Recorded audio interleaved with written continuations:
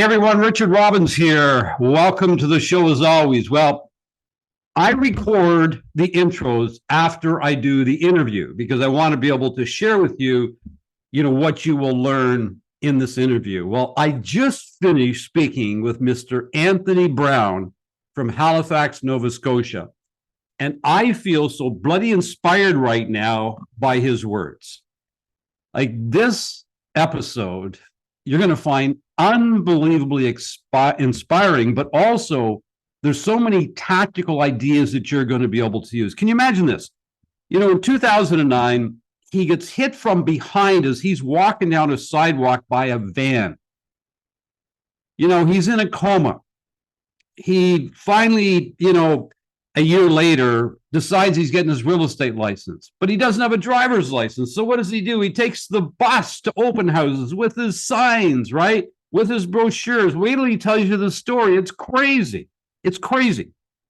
Then he talks about the whole concept of, get up and just put one step in front of the other. And when he describes it, you'll totally get it. And not only that, get this. This guy makes 500 dials, okay, every single week. And because of that, he gets a hold of around 200 people, and he knows that's responsible for 100. He knows his numbers upside down and backwards, and he'll take you through how he knows these numbers. But then we do a live role play, okay, on this episode where he calls me I showed some interest online in a house, and we literally go through a full-on role play.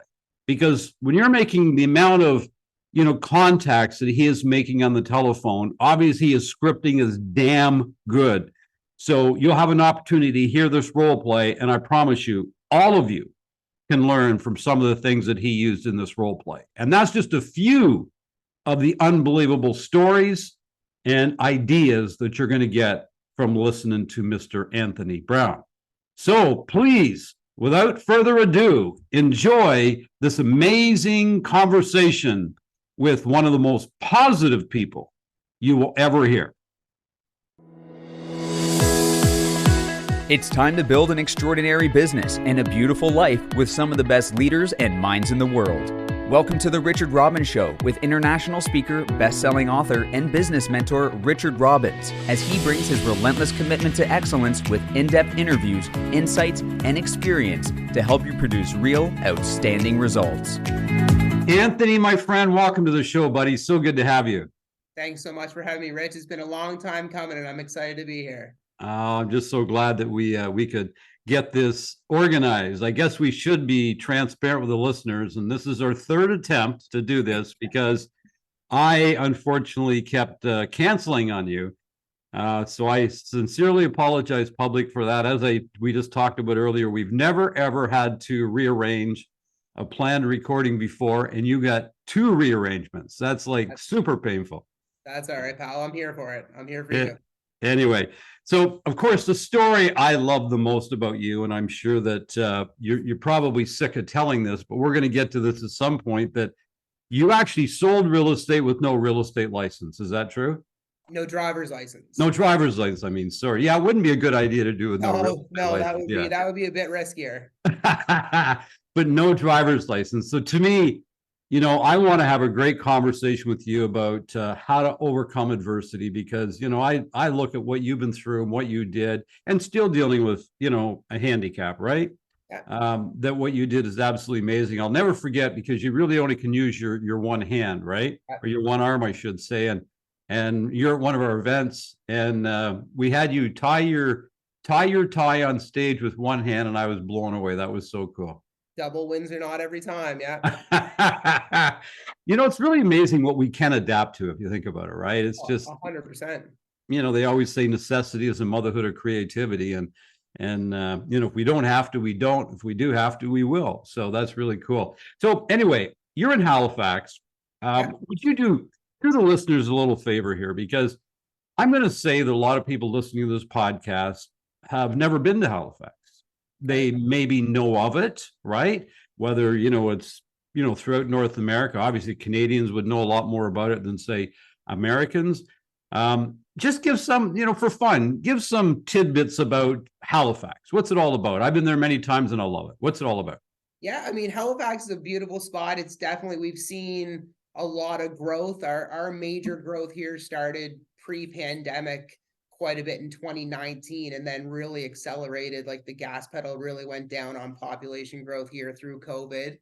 It's a beautiful place. Halifax is just a phenomenal place. I think it's the best place in the world. I wouldn't want to live anywhere else. It's big enough that it has everything you need, and yet it's just a slower, kind of more relaxed pace of life. We have the ocean. Where I live, you're not any more than 15-minute drive and you're at the ocean somewhere. And beautiful beaches, the water's warm enough to swim in, there's waves to surf. It's a phenomenal spot. Great golf. We have Nova Scotia has 5 of the top 10 golf courses consistently in Canada, as ranked by, Golf Digest or Sportsnet, whoever does it. But phenomenal golf, great wineries, vineyards, amazing tourist locations. It's a beautiful spot. And let me say, really friendly, salt of the earth people. I like to think so. Probably not everyone here, but definitely the vast majority. Yeah. No, I don't know how many times I've been there, but probably 25 or 30 times over the years. And I'll tell you, I always get treated like gold. Like people just seem to me, they're so salt of the earth. So what's the population of like the area you work? Well, because you work Halifax, Dartmouth, right? Yeah. What would that population be? I live in Dartmouth. My office is in Dartmouth Crossing. Like primarily my market is on the Dartmouth side. I do kind of work Halifax, Bedford, Sackville, the surrounding areas. I would say the population of HRM now, I think, is just over 500,000. I think we've gone up quite a bit since 2018. We've seen a big population growth here. Yeah. Well, I think too, with, a lot of the major centers getting so expensive, like, to live in Toronto, in all fairness, or Vancouver, it's just outrageous what it costs to live in, those two cities, but as well as many other cities in Canada are not inexpensive either. I think that what's happening is, especially with the baby boomers, a lot of people are cashing out in their real estate and they're moving to somewhere that's much more affordable and probably to a larger degree, better quality of life. And I'm sure you're getting a lot of that out there in Nova Scotia. Yeah, big time. And another thing that I see a lot of, like kind of my age demographic, when we graduated from university, a lot of us left the Atlantic provinces for Ontario, Alberta, BC for employment opportunities. And now, especially within the HRM, so Halifax and surrounding areas, but Nova Scotia as a whole has a very, very healthy employment market right now. Really, really good job prospects for employment. So a lot of those people that are kind of my age that had moved away for employment after they graduated from university are now established in their career. They're coming back to the Maritimes, back to Nova Scotia, and cashing out of the real estate market that they bought in other areas to bring their money back home. We're seeing quite a bit of that. Yeah. That's great, because in all fairness, real estate wise, you guys were pretty flat for a long time. And if I go back a number of years, not only flat, but sometimes, downturn in prices. And it's nice to see that, started before COVID, things started to heat up a little bit for you. And since then, it's been great. So believe me, Nova Scotia deserves it, because it was difficult for a long time. So let's talk a little bit about your business. And then I want to go back and I want to talk about the accident you're in and then how you dealt with all of that. Because I think what a lot of people can take from this particular interview is, that all of us from time to time are going to deal with adversity. And I would hope that most people don't have to deal with the type of adversity that you do. But I always believe that mindset is what will get us through anything. And you've got about as strong as mindset as I've ever seen. So you now have a team. How many people on your team? Yep. So we're 6 right now. So we have 1 licensed admin, 1 unlicensed admin, and 4 selling agents. And that's a real sweet spot for me. I've been as big as 11 and as small as 3 or 4. And I find kind of like that 6, 7 range in terms of admins and agents is a real nice, manageable amount for me. Yeah, good for you. Good for you. Now, you got licensed when? What year did you get licensed? 2010. 2010. Yeah. Now, it was 2009. January 9th, 2009. January 2009. So why don't you take everybody through exactly what happened? I'm sure you've told this story a gazillion times, but I'm sorry you have to do it again. No, listen, pal, I love sharing this story because if I can help one listener or inspire one of your listeners, it's purpose served. That's my mission in life, is just to help people and inspire people.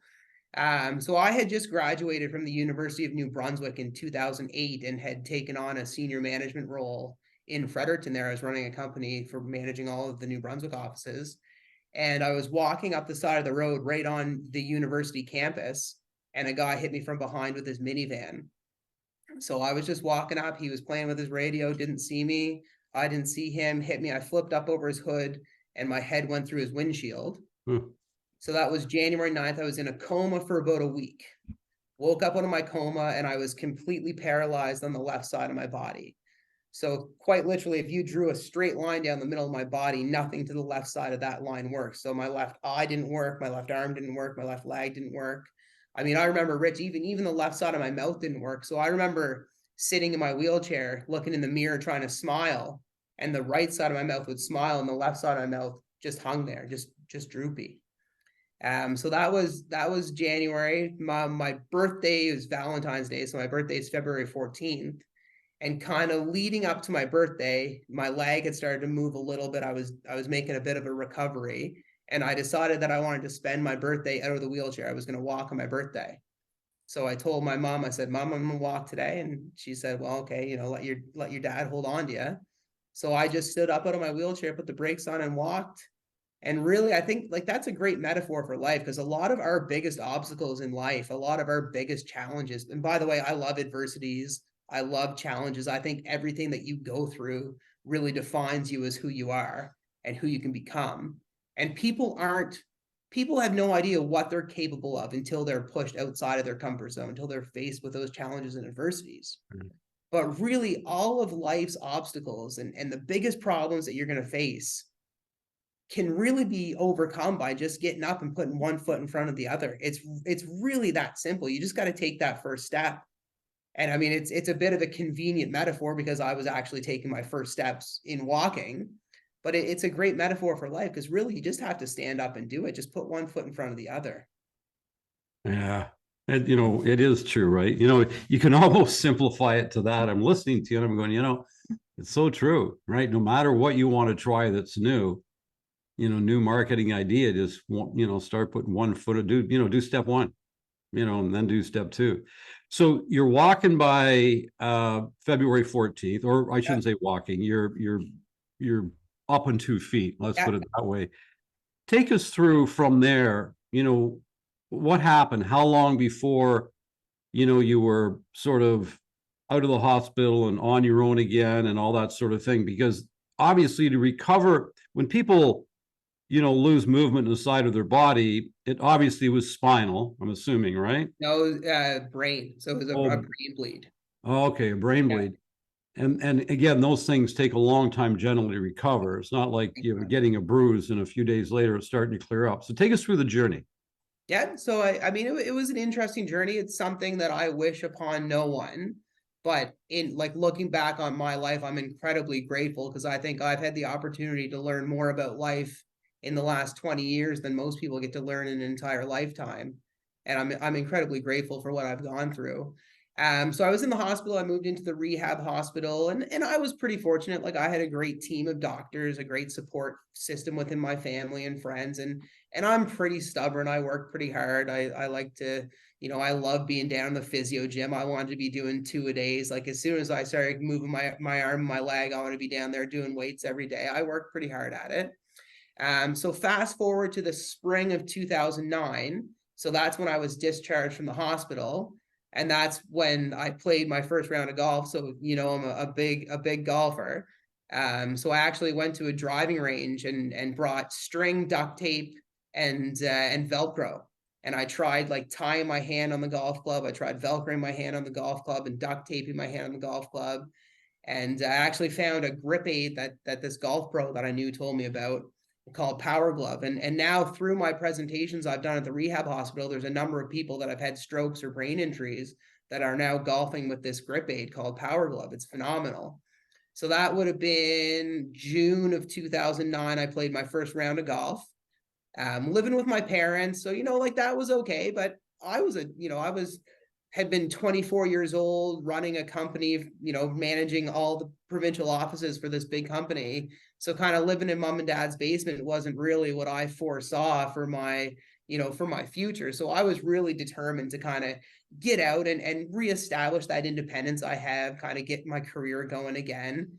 And I had always thought about real estate. It was always in the back of my mind. I had started investing in real estate a lot with mom and dad's money, but when I was 20 years old, so in my first year at university, I started buying properties in New Brunswick where I went to school, and really saw a great platform for building wealth and building kind of long-term investment strategies through real estate.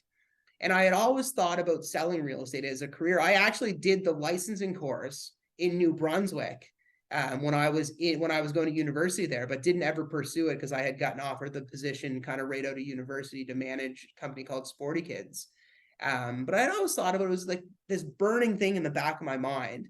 And I do a lot of review and reflection. Even when I was younger, you talk a lot about R&R time. I do a lot of R&R time, a lot of review and reflection, pretty much daily.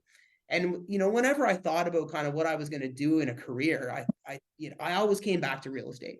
So I was going to do it. So I decided I was going to do it. And the biggest challenge I had at that point, so this is fast forward now to January of 2010, so about a year after my accident, I still didn't have a driver's license. So when you have a brain injury and hemiplegia like I had, you actually have to go through a driving program at the rehab hospital and do your road test and get your driver's license back. But I wasn't going to let that stop me. So I went down and wrote my real estate exam and passed, and went down to the bus station. I got myself a Metro Transit pass, and I was ready to go. I was off selling real estate, riding the city bus. That's amazing. So let's just back up. So you started selling real estate in 2010, but was it January you started? February. So I got licensed. I did the course through January, and then February 2010 I started. Okay. So let's go back and talk a little bit about recovery, because now when you first woke up, half your body was not working. How are you now? What works now compared to what didn't work then? I mean, like pretty much the only thing that I have no real functional use of is my left hand. Right. Yeah. So your arm is okay. Yeah. But it's just your hand. Yeah, and my arm was better. So back in 2020, I fell down a flight of stairs. I was going down to my home gym in my basement to work out. I stepped on my shoelace and took a tumble down a flight of stairs. Oh, no. Split this collarbone in half lengthwise, and it popped up in my shoulder like that. So they had to screw a metal plate in and then hook that plate into my left shoulder. So it did work better than it does now. So you're talking about this grip glove. And so basically what's happening when you're playing golf, because as you know, I'm a golfer as well. So your left hand, it's not working on the golf club. You're just strapping it to the golf club. So it's just being held there. Is that correct? Yeah. And then your swing pretty well all comes from your right side. Yeah. And now, so since I had surgery on my collarbone, I just golf purely with one arm. Okay. So you don't even put it on anymore. No. You just purely golf with one arm. Now, what would your average round be? Or what is your handicap? I shoot mid high 80s typically. That's unbelievable. So you're shooting mid to high 80s. You're shooting the same as me, and I have two arms. Like I got full use of my body. And that's unbelievable. Well, as you know, only 10% of golfers ever break 100. Break 100, yeah. And I don't know what the percentage is that ever breaks 90, but that's crazy good. That's amazing. You know what? I love it. And it's funny because you think about mindset, the only alternative would be that I can't play golf. Right. So that spring of 2020, if you remember COVID hit in March and the world kind of shut down for a bit. Right. I had just had my collarbone surgery, and I bought a driving range net and put a mat in my backyard and hit 1,000 golf balls a day with one arm. That's how I taught myself how to swing with one arm. That's amazing. So again, the whole thought process is like, necessity, all your creativity is going to, when something is really you have to do it. And you have had to overcome many things. You've had to figure out a way. You started selling real estate. You had your Metro Pass. You're traveling on the bus. I remember you telling a story about carrying open house signs onto the bus. You're going to an open house. You got to share this with the listeners, because in all fairness, a lot of people listening to this and they go, oh my God, I'm complaining about having to park the car somewhere at a 4-way stop and try to get my signs out. You know what I mean? And you're carrying them on a bus. Tell everybody about that. Yeah, well, it's a funny story. So I used to do a lot of open houses my first year in the business, and I did an open house most Saturdays and Sundays. And I'd have my box of flyers, I'd have my briefcase, I'd be wearing a nice suit, and I'd have my 3 open house signs. And now you think they're in those big metal A-frame holders, right? You know what I'm talking about. Yeah. And you're loading everything up onto the bus, and it's like clanging and banging, and it's banging off the side of the stairs, and people are looking at you like, what is this guy doing? Like, people just looked at me like I was a lunatic. But I mean, that's what I did. So when I first started in real estate, I quickly observed that there was a big difference between what the top producers in my office were doing versus what everyone else was doing. And I kind of decided early on that if I was going to do this, I wanted to do it very well. I wanted to be very good at it. So I started just kind of taking in what they did on a daily basis, and I started trying to replicate that. I was just trying to do what they did. And the only complication was I was doing it all from the bus. So I used to get some pretty funny looks on Saturdays and Sundays.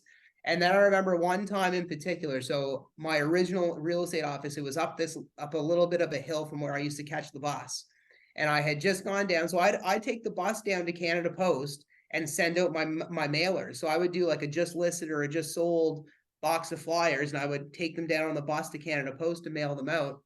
And I've got this big box of flyers, and I'm trying to navigate down like a little bit of a hill, and there's a little bit of snow on the ground. And in Nova Scotia, we get like a really wet, kind of slippery snow.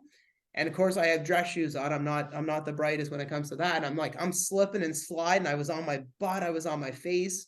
And by the time I got on the bus, I was covered in snow. The flyers were soaking wet, and people were looking at me just like, who is this lunatic? But I loved it. I loved every minute of it.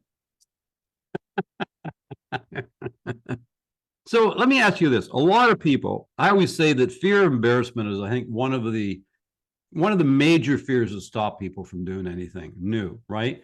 There's fear of rejection, fear of the unknown, but fear of rejection to me is just fear of embarrassment. It's the same thing, right? Yeah. You're just afraid to be embarrassed.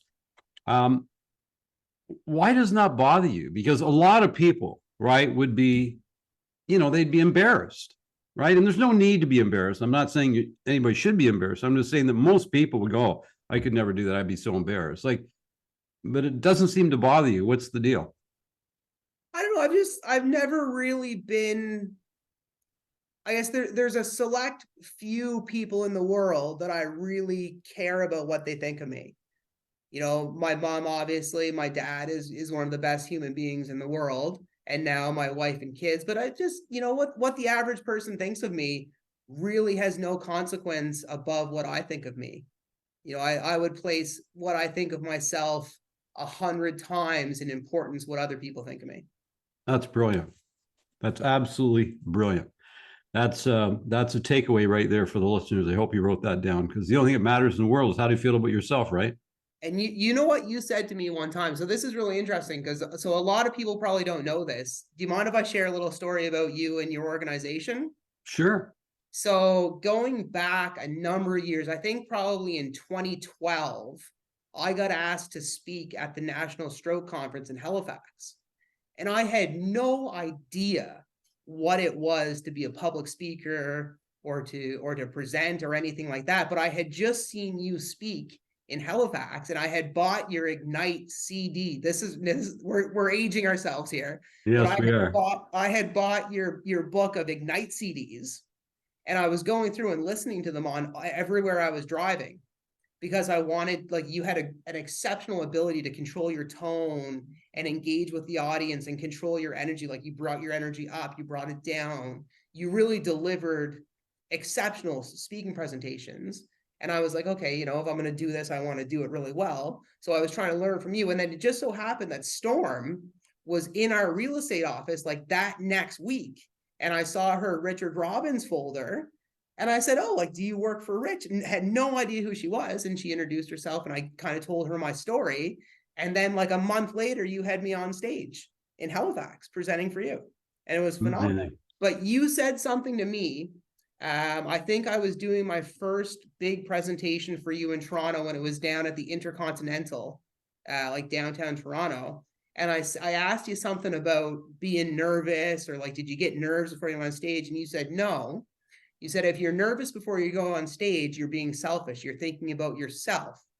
You said, if you want to deliver a great presentation and you don't want to be nervous, if you don't want to be thinking about that, think about everyone else. Don't think about yourself. And I think the same thing is true. If you're cold calling, if you're door knocking, if you're doing open houses, and you have that fear of rejection, that fear of failure, you're more worried about you than you are about the people you're talking to. Yes. If you're fully focused on them and delivering exceptional value, you'll never be nervous about being rejected or fear of failure, because you're doing it for them, not for yourself. Yeah, thank you for saying that. And you know where I got that was from Jim Rohn. I don't know if I told you or not, but when I first started speaking, and I probably told this story before in the podcast, so I apologize to the listeners that listen to every episode who might heard this. All right. I brought it up, not you. Yeah. And when I first started speaking, and this is a great lesson for everybody, because it applies not just to speaking, but it applies to any time that you're doing any form of presentation. I don't care if it's a listing presentation, speaking at your office meeting, it doesn't matter. And I used to do presentations, and I can remember when I first started, so we're going back 27 years ago, right? When I was actually still a real estate agent when I first started speaking. And sometimes I'd be really cold after, right? And I didn't feel like connected. And then other times my body temperature was actually warm, and I, sometimes was even sweating a little bit.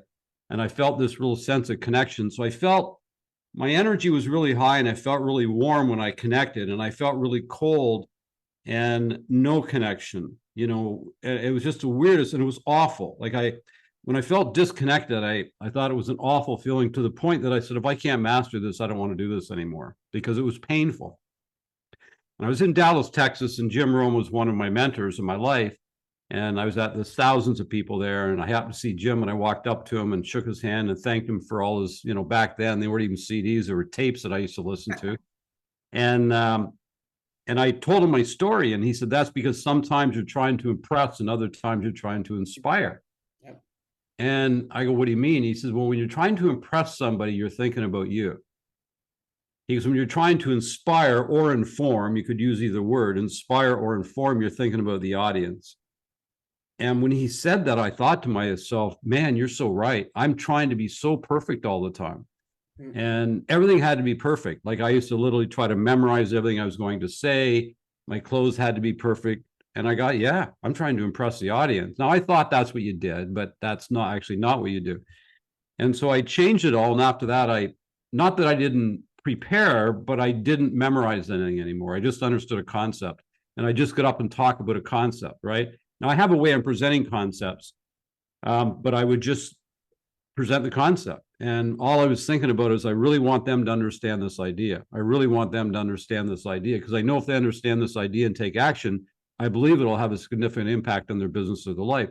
And, I can say after that talk with Jim that I have never, ever had one of those bad speaking engagements since. Now, I'm not saying I've been perfect. I'm not saying I haven't had bad gigs. That's not what I'm saying. What I'm saying is I've never felt cold. I've always felt connected to the audience. And since then, I've humbled myself to the audience in the sense that I've had the craziest things happen. Like I've had, the drapery behind me fall down on the stage. I've fallen off the stage. My watch is flowing off my hand. Like I've screwed up my words. And now I got jokes for all that stuff now. But, we all make mistakes. But the key is that you don't have to impress them. Just go out and so when it comes to real estate, when it comes to prospecting, as an example, the way I look at it is this, is that you got to focus on giving, not getting. So if you're focused on getting, you're focused on getting acceptance, right? And you're very attached to an outcome. And there's a lot of fear when you're attached to that form of outcome, right? Because we can't always control outcomes, but we can always control behaviors. So if you're going and you're door knocking, you need to have something of value to offer that person when they open that door. Now, it could be a house just sold down the street. I want to tell you about a house just listed for sale. We're having a client appreciation party. I don't know what it is. You can find it what you know how to value. But now you're focused on giving, not getting. And the minute you're focused on giving, you're inspiring and informing your audience, right?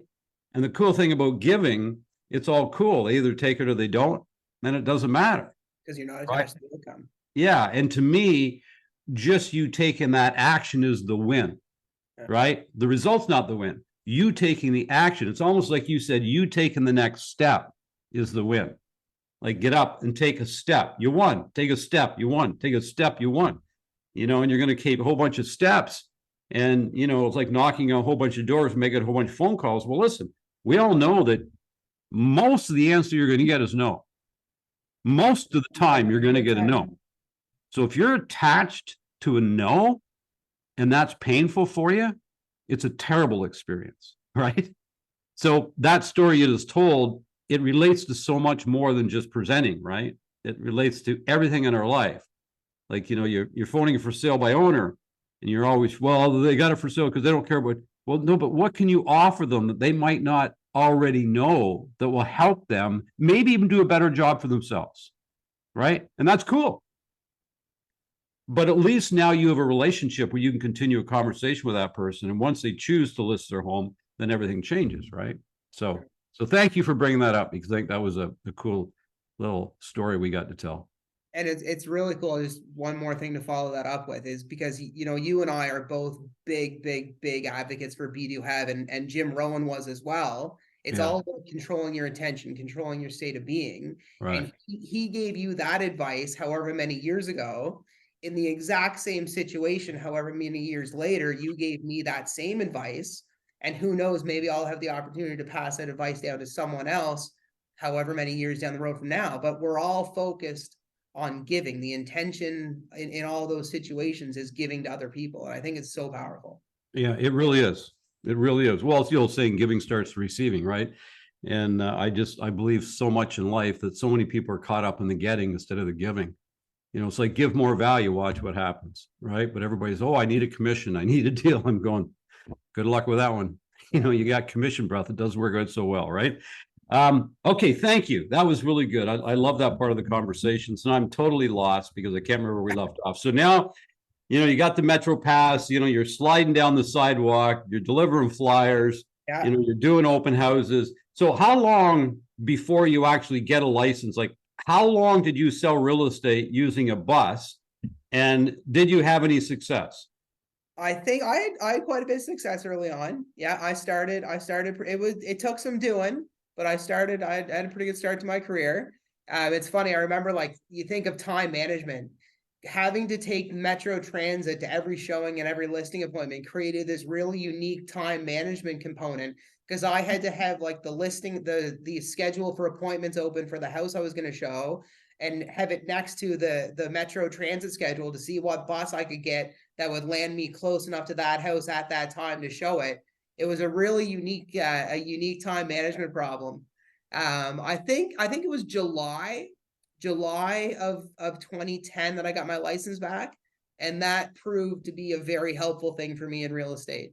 Once I got a license and a car, very helpful. I can't imagine. Like I just can't imagine. Like, that would make all the difference in the world, right? You'd spend 80% of your time in transit, if you think about it. It did. Between walking. Okay, great, unbelievable story, and I just want to congratulate you on your determination, because that's absolutely amazing. So you said something earlier that I'd like to touch on. You said, I noticed in my office that there was a difference between what the top producers did and everybody else did. So could you give us some of those differences? I think it would be great to clarify them for the audience. Yeah, for sure. So one of the first things that I observed is the people that were having a lot of success in my office at the time I started did certain things every day or every week. So they were usually at the sales meetings on Tuesday morning. So I started going to every sales meeting on Tuesday morning. They did geographical farming. They did just listed, just sold flyers. They did cold calling or door knocking. They did some form of active prospecting. They did things like open houses. They were always out there trying to be active in their lead generation. They didn't look at real estate as a passive business. They weren't just sitting there waiting for their phone to ring. They were out there trying to generate the business. And there's a weird little law of energy in real estate. And I think people that have been in the business for a while kind of know what I'm talking about. But if you're out there and you're door knocking every day, or you're doing open houses every Saturday and Sunday, or you're cold calling, because my true love in this business is cold calling, or you're doing a lot of online leads, you don't always get a huge return from the doors that you actually knock on or the open houses that you actually do. But you see, like, a lot of the people in your center of influence start to reach out to you. Agents from other offices are sending you referrals. If you're out there actively pursuing the business in real estate, the business has a funny way of finding you. Yeah, I totally agree with that. I totally agree. That's like the old thing, get out every day and control your behaviors, allow the results to show up in your life. And it's amazing what starts to happen. So let's go back to this. You mentioned prospecting, okay? Telephone prospecting. Now, it's an interesting subject in today's day and age, just so you know. Now, going back, I started in 1985. I learned to dial for dollars all morning and door knock all afternoon. That's how I started in real estate. That's what my manager, Don Harriman, taught me at the time. So, and back then, let's face it, you didn't have as many options, let's just say. There was no social media. We didn't even, this was just the very beginning of computers. There was no cell phones. Like, I was using a rotary dial phone when I was dialing for dollars. Like, you actually used to get a callus on your finger after about a week because you're dialing so many numbers, right? Rich, you're not that old, pal. I know. I was using a rotary dial phone. I do remember that, but it's true, right? Like, you sit there and dial. And I remember what used to frustrate me the most, because I wanted to get as many calls as I could. I could dial fast, but it took so long to go back before I could do the next number. It used to drive me crazy. I used to I used to leave my finger in some and try to push it back, right? You couldn't really make it go back any faster. So how often do you prospect? What time do you prospect? Who do you call? How many people you call? Give us some insights to what you do there. 500 dials a week, every week. If I'm away for a week, like we just got back from Mexico, we were away for March break with the kids. I have 2 weeks to make up my 500 calls between this week and next week. So if I miss a week, I have 2 weeks to make it up. So this week is 750, next week is 750, but 500 dials every week. Okay, 500 dials. I'm going to go a little deeper for the listeners. Yep. I'm writing this down. 500 dials. So $500, how many people are you going to get home? Or how many people are you going to talk to? I'll probably talk to about 200. Yeah, okay. So that sounds about right. 500 is a good week. Okay, so say you get 200. So you're getting 30%, roughly? Yeah. Yeah, 30%. Okay. Do you leave voicemail messages? Never on the first call. Typically, I won't leave a voicemail until I've talked to them 3 times. Okay, good to know. I just want everybody to hear this. Who are you calling? I've moved basically all to online leads now. I call people that register on our website, inquire about properties on our website, or have clicked one of our ads. Okay, so you're just returning calls from online leads you're getting. We all know that the industry-wide, a 4% conversion is unbelievable. Most people are getting much less than 2%, right? But you're playing a massive numbers game here because you're making $500, you're getting 200 people. So if you talk to 200 people, any idea what results that roughly would lead to on average? Yeah, I would get 2 deals. So I get about a deal out of every 100 people I talk to. Okay, so you're getting 2 deals per 200 people. Now, what's really cool about this, because I used to do the same thing when I prospected, I could tell you my exact numbers. Now, I know we can't phone expiries anymore, but back in the day, you could phone expiries. And I knew how many calls to get an expiry, how many calls to get a FSBO. And for sale by owners were way bigger back then than they are now, right? Just lists is just sold. We didn't have online leads. And I could tell you, right, those exact numbers. So you look at that and you say, now what you can do. So if you're making, that means you're getting 200. So you're doing 552 weeks a year? No, I take 2 weeks off. Okay, so you're doing it 50 weeks a year. That's 100 deals a year, right? Yeah. So do you see, everybody, how we just figured out his numbers? And I didn't know what his numbers were. So that's the power of understanding your numbers. Now, you're into prospecting, but you need to understand your numbers. Geofarming, I don't care what it is. You need to understand your numbers, right? Because what we measure gets improved. So you're sitting here, you're going, okay, I do 500 dials, 50 weeks a year. I'm going to do 100 deals. You know that number, right? So you do 100 deals. What's your average commission there? 7,500. Okay, that's $750,000.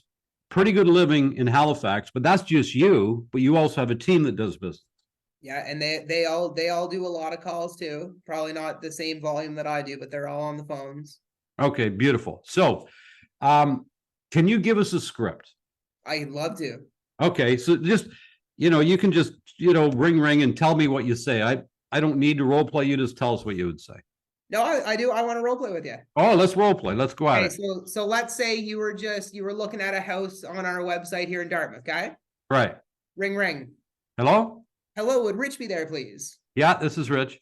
Hello, Rich. It's Anthony calling from Royal LePage Atlantic. How you doing this morning? Oh, I'm doing good. Good, Rich. Listen, I'll be really quick with your time. The reason I'm calling you today, you have been on one of our real estate websites with Royal LePage, looking at a couple properties here in the Dartmouth area. And I see you were looking at 123 Main Street. And I just want to make sure you got all the information you were looking for, see if you have any questions about the property, about the market, just kind of anything like that we can help you out with, Rich.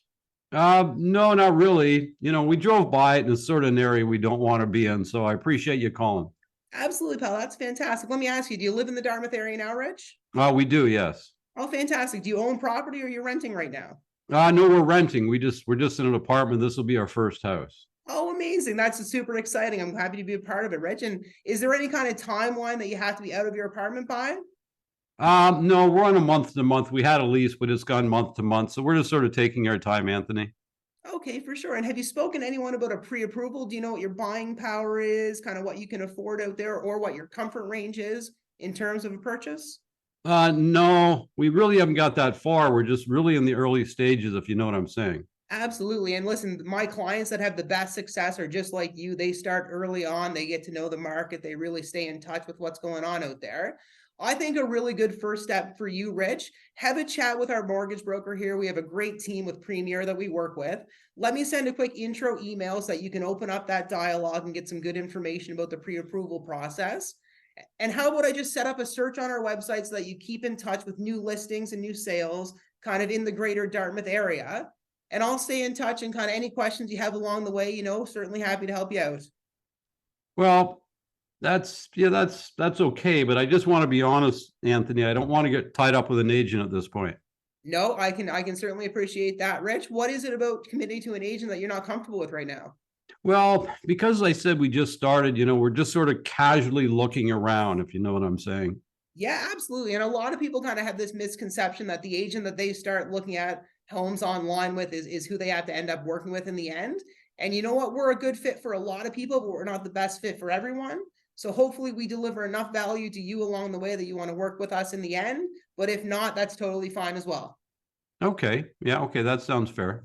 Perfect. So kind of for next action steps, Rich, I'm going to send you an email, introduce you to Craig and John, our mortgage brokers, set you up with a search on our website. And how about I put a follow-up call in for next week on Tuesday, just to check in and make sure that everything's working well for you. Does that work?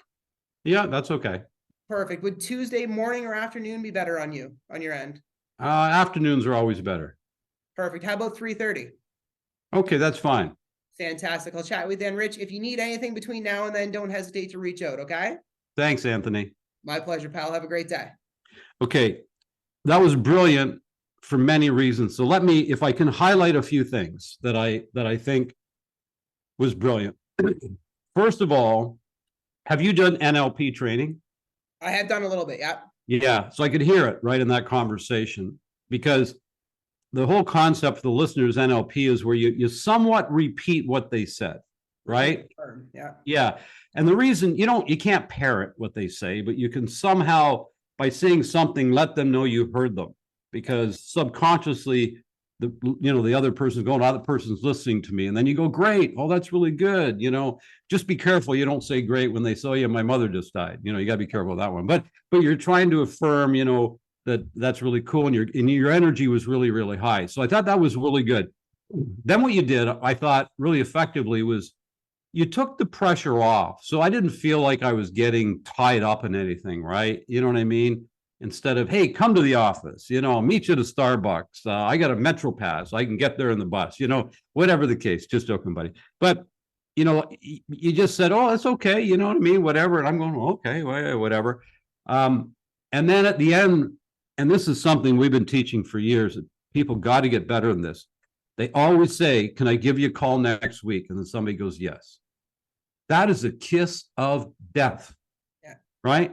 Because you call next week, they're not answering the phone. I think you need to set an appointment just like you did, right? Where that's perfect. How about Tuesday? Would it be okay if I call back on Tuesday?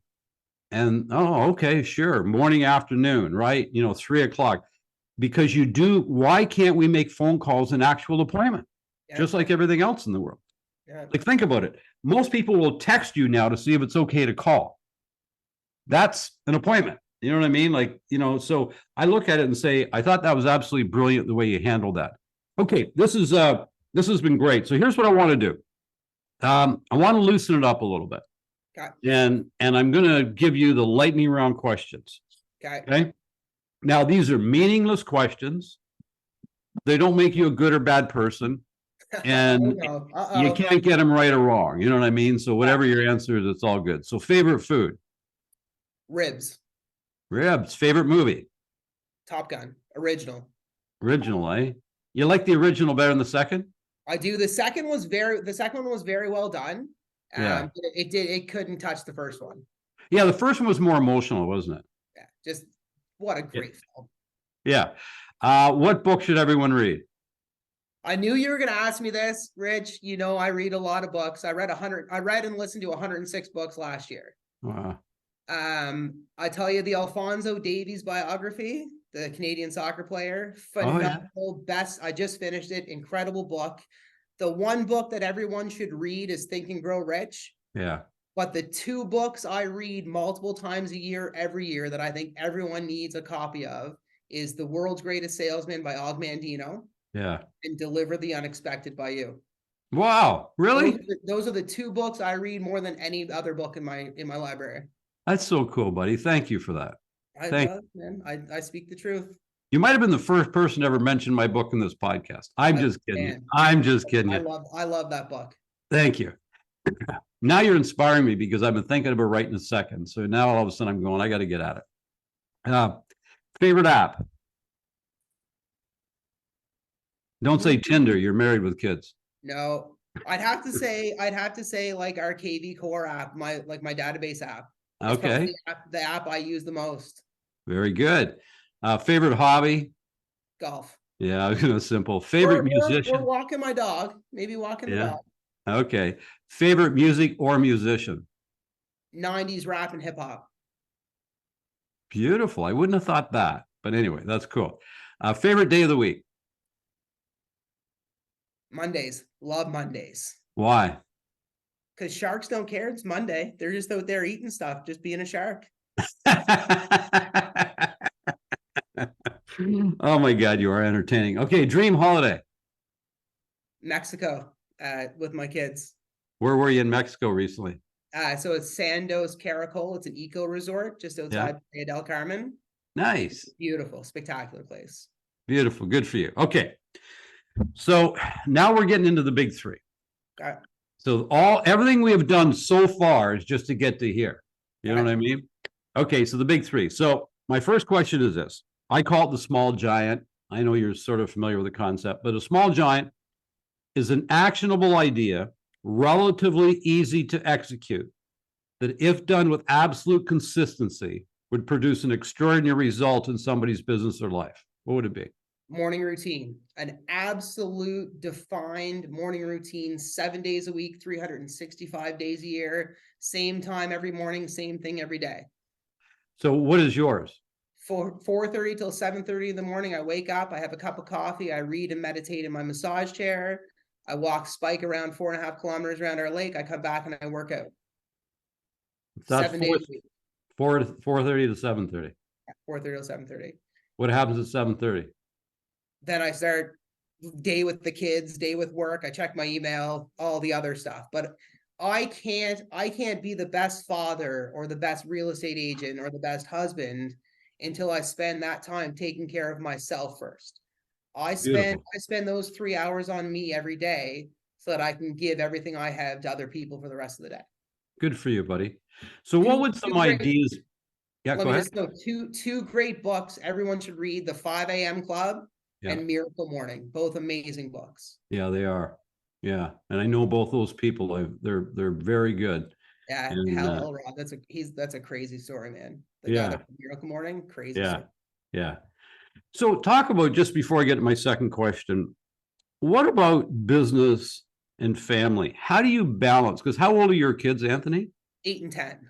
8 and 10. So you're at a very busy stage with Oh, kids, yeah. right? How do you balance that? It took a lot of doing. It took a lot of failure. It took a lot of failing forward. It took a lot of messing up and fixing things. I haven't always been good at it. But if I'm home now, I put my kids to bed every night of the week. I coach soccer 4 nights a week. Both my kids have soccer games once a week.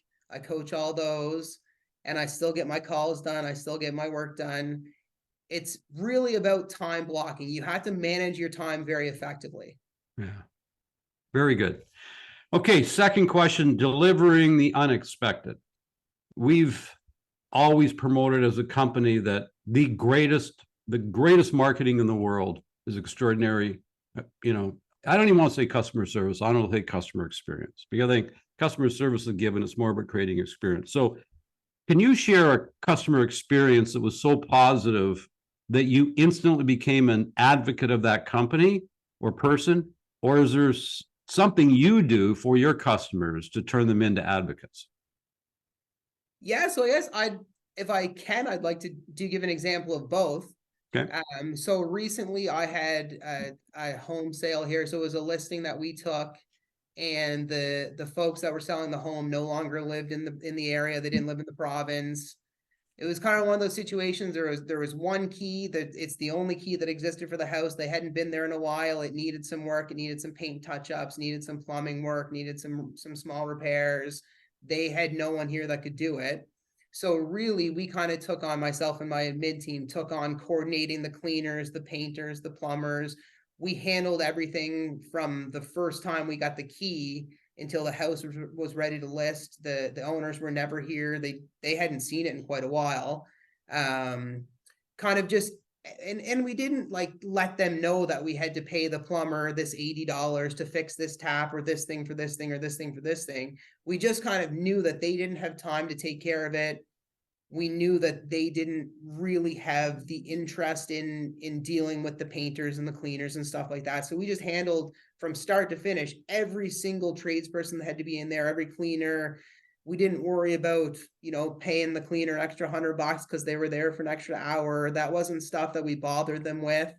And then we had a great conversation with them about the market and pricing, and really delivered exceptional advice. And we ended up getting the highest value on the street that has ever happened, and probably not the nicest home on the street. And they were just ecstatic because they just couldn't believe when they heard everything that we did above and beyond just listing and selling the house. They couldn't believe that we had done all that and delivered that final price to them. Wow.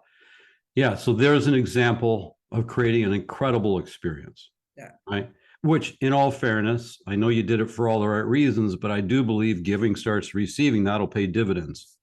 I think so too. Yeah. Yeah. Okay. Second example happened to you. Yeah, so I'll use our resort in Mexico that we go to. So we have a timeshare at the resort, so we're owners there. So we have a concierge, and she knows kind of the restaurants we like at the resort and everything. So I had messaged her to let her know that we were going to bring my mom and dad and my niece and nephew this time. So we were going to need an extra room for March break and this, that, and the other thing. And when we got there, all of our dinner reservations were booked for 8 people. All of our excursions. So like, she knows that we like to do the Jade River snorkel and the cenote snorkels. All that stuff was booked. She had an activity book for the kids every day we were there. She had everything ready to go. She knew kind of that we like to be by the water park, but backing onto the river. She had the exact room booked for us that we wanted. Everything was so finely done and so laid out that when we got there, usually you spend the first day trying to book all your restaurants, book all your excursions. So that's wasting one full day of your week at the resort. She had everything done for us. It was turnkey when we got there. It was phenomenal. Amazing. Incredible. Name the resort again. So it's Sandos Caracol Eco Resort. Beautiful. Yeah, just in case people want to check it out.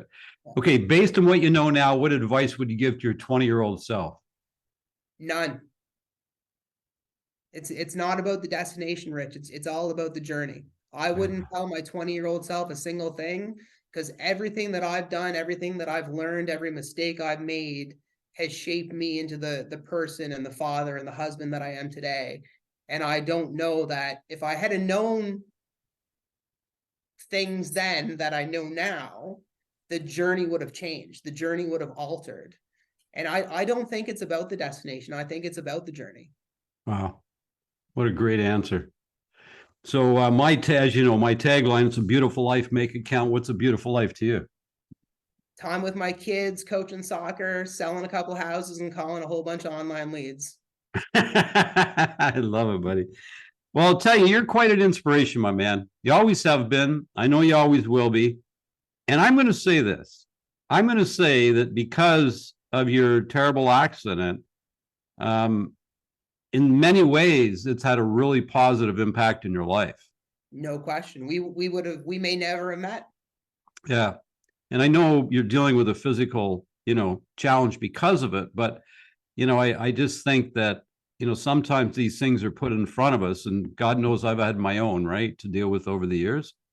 And all we can do, and I like what you said, Winston Churchill had a great saying. So when you're going through hell, just keep on going. Right? Why would you want to stop when you're going through hell? Well, that analogy sort of makes me think about one step at a time, right? Just keep moving, man. You know what I mean? Just keep her going. Yeah. And it's the old moving forward. Yeah. And it's the old saying, this too shall pass, right? Like, let's just keep moving. So I want to thank you for being here today. This was really inspirational. I'm feeling better as a human just because I had this conversation with you, and that's always a really good podcast, because you instilled a lot of thoughts in my head that are going to make this a really great day for me. So I really appreciate that. And it's a great day, pal. Make it count. Yeah, that's right. And I apologize for rescheduling you twice. Never a need to apologize to me, man. Okay. Anthony, this was wonderful. So I think I got to let you go because you got to get your ass on that telephone. You got 500. No, you got more than 500 today because you got to get 750 in. I got to make my dials. Okay. Make your dials, my friend. Thank you so much. Have a great day, buddy. Okay. Bye. Bye. Join us at richardrobbins.com for more in-depth insight and training to build your business and your beautiful life. And remember to subscribe to the podcast so you don't miss a single beautiful episode.